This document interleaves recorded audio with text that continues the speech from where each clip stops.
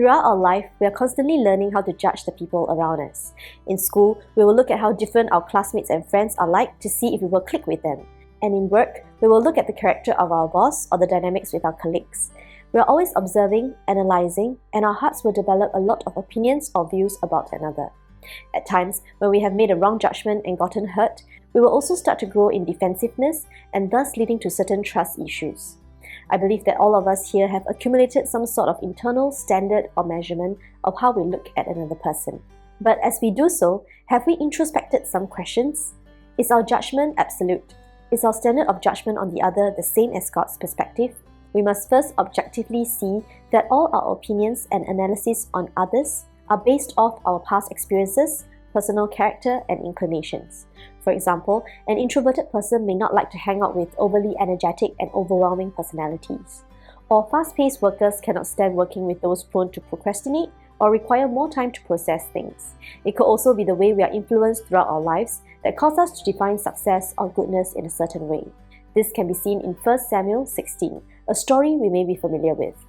Here, Samuel is going to Jesse's house to anoint the next king as God has instructed. And right before Samuel stood Jesse's 7 sons. Some looked tall and capable. But what did God say? In 1 Samuel 16 verse 7, "Do not consider his appearance or his height, for I have rejected him. The Lord does not look at the things people look at. People look at the outward appearance, but the Lord looks at the heart." The Lord knows that we tend to look at the vibes that someone gives us, their looks or their accomplishments. We all like to lean towards things that suit our heart's desires. But that in itself is the wrong starting point of how we look at a person, because very quickly we will start to feel disappointed and hurt from the person's change or stir up wrong assumptions, causing misunderstanding and strife. Therefore, for those of us who have already known God and know God's truth, we have to develop a renewed perspective of how we look at another. It should no longer be based on our past experiences and ideals of what is right or wrong. We need to go back to what the gospel says and let it become our only standard of judgment, because only God's word gives us a holistic and right perspective of a person's life, and particularly their hearts. As we continue to receive the word from the Lord, through church, through cell groups, through our own devotions and prayers, we'll start to go back to a heart of humility, submission, and renewal, allowing us to grow in love and truth instead of dwelling in assumptions or subjective opinions. The counsel of God from His gospel will give our spirits the direction to look deeper than the surface of a person's faults or weaknesses, and to their backgrounds and the hindsight of how the forces of darkness may be at work on them or the situation. So the gospel is not merely information to be acknowledged and be stored up in our heads, but to also be applied to how we look at the people around us with a spiritually sound angle. Also, we must understand that the church requires different types of people to support in different areas, ministries, and servings. Thus, we should not be exclusive to a certain group of people that are closer to our character, but see that all that God has created are wonderful. And because we all have different gifts, characters, and working style, yet God has placed all of us together, we should all the more see this as a God-given blessed setting to value each other and be hopeful of each other's lives. Finally, let us look at this verse about David. 1 Samuel 22 verse 2. "All those who were in distress or in debt or discontented gathered around him, and he became their commander. About 400 men were with him." Now the people in this verse are those that are not being valued by others and looked down upon, but they have followed David under his command, and later on, when David became king, some of these people even went on to be his generals and soldiers.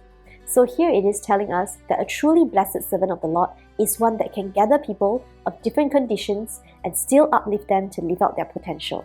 Therefore, here are 3 points that we can look into on how we should look at a person instead. Now, firstly, no matter how a person may be like, whether they please you or not, embrace them first and give thanks for their lives. Now, let me emphasize here again, because we always tend to be driven by emotions. Now, my daughter Lyra has a very strong personality, and she's more emotionally needy, requiring a longer time to coax, and has a mind of her own. So she can really give me a hard time when it comes to handling her emotions and behavior. But she's also the one that gives me and my husband great joy, because with her temperaments aside, she's actually a very matured, teachable, and loving girl.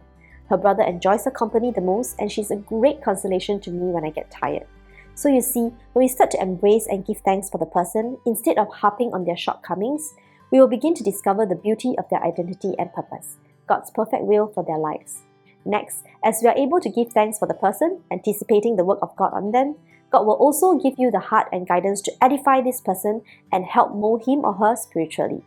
Now, this is not beginning from a heart that wants to change the person according to your own standards or desires, but to test and approve along with them the way God would like them to think through things, make decisions, and act on certain situations. If we have a negative, predetermined mindset about a person, they can feel it, and naturally, it will be hard for them to be ministered by you because they will have a sense of resistance. Therefore, whatever areas we may feel rejection towards a person, we need to work on it and change our perspective to one that reflects God's love and hope so that we may edify and benefit instead of seeming judgmental or unapproachable through our internal opinions.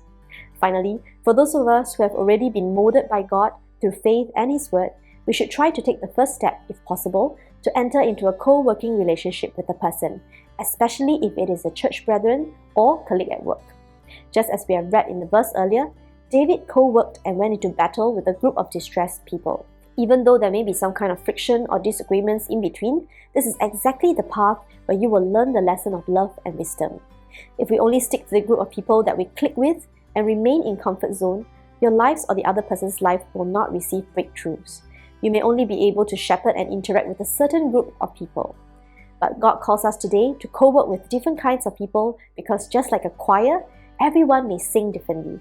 Some may be tenor, alto, soprano, bass, while others may be doing some ad-libs. But the beauty in it is that when it all comes together, that is where the harmonizing sets in beautifully.